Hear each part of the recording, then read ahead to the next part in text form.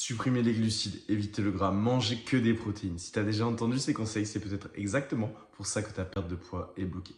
Dans cette vidéo, je t'explique ce que ton corps a vraiment besoin et je te donne la règle d'or pour relancer tout ça. Dans ce que tu manges, il y a deux grandes familles. Les micronutriments, vitamines, minéraux, indispensables mais en petite quantité, et les macronutriments, glucides, protéines, lipides, que ton corps réclame en grande quantité chaque jour. Et c'est là que la plupart des gens font l'erreur. Ils essaient de perdre du poids en supprimant l'un des trois. On va voir ensemble pourquoi c'est une très mauvaise idée. On commence par les protéines. Pense aux briques d'une maison. Elles construisent, elles réparent, elles maintiennent.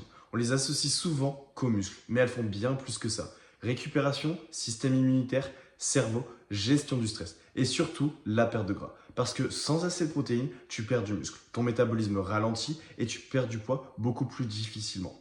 Tu en trouves dans la viande, le poisson, les œufs, les produits laitiers, mais aussi côté végétal, légumineuses, céréales, soja. La règle simple, chaque repas doit avoir une source de protéines, y compris le matin. Je sais qu'en France, le petit déjeuner, c'est souvent viennoiserie et café, mais ajoute des œufs, du fromage blanc, du bacon. Ça change tout. Maintenant, les glucides, le macronutriment le plus diabolisé. On dit souvent que ça fait grossir, c'est faux. Les glucides, c'est le carburant principal de ton corps. Sans eux, tu manques d'énergie, tu deviens irritable, tu fatigues vite et tu finis par craquer. Oui, couper les glucides fait perdre du poids rapidement au début, mais ça ne tient jamais sur le long terme. Et ça dérègle ton métabolisme. Tu en trouves dans les féculents, riz, pâtes, pain, pommes de terre, mais aussi dans les fruits, les légumineuses et évidemment le sucre. Ce qui compte, c'est pas de les supprimer, c'est de choisir la bonne quantité.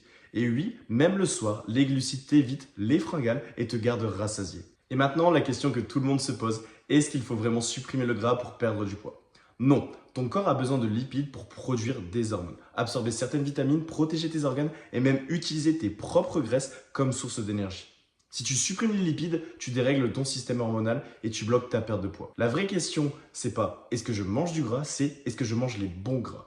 Huile d'olive, poisson gras, amandes, noix, avocat, jaune d'œuf. Ce ne sont pas des ennemis, c'est ce dont ton corps a besoin. Alors récapitulons. Si tu supprimes les protéines, ton métabolisme ralentit. Si tu supprimes les glucides, tu manques d'énergie et tu craques. Si tu supprimes les lipides, tu dérègles ton corps. Perdre du poids, c'est pas supprimer, c'est équilibrer. Chaque repas, protéines, glucides, lipides. Le midi et le soir, tu ajoutes des légumes. Quand ton assiette est équilibrée, ton énergie est stable, tes fringales disparaissent. Et ta perte de poids devient naturellement plus simple et plus rapide. 4 règles à retenir. 1. Arrête de supprimer des macronutriments. 2. Vérifie que chaque repas contient les 3. 3. Oublie les règles extrêmes et les idées reçues. 4. Commence par comprendre ce dont ton corps a vraiment besoin. C'est pas en mangeant moins que ça fonctionne, c'est en mangeant mieux. Si tu veux qu'on regarde ensemble comment équilibrer tes repas selon ta vie, ton rythme et tes objectifs, j'ai ouvert quelques créneaux pour un appel bilan offert. On fait le point sur ton alimentation, on voit ce qui bloque et comment ajuster sans te priver. Le lien est juste en dessous de cette vidéo, si tu es vraiment déterminé à perdre tes kilos. Maintenant, pense à t'abonner et on se retrouve toutes les semaines pour une nouvelle vidéo.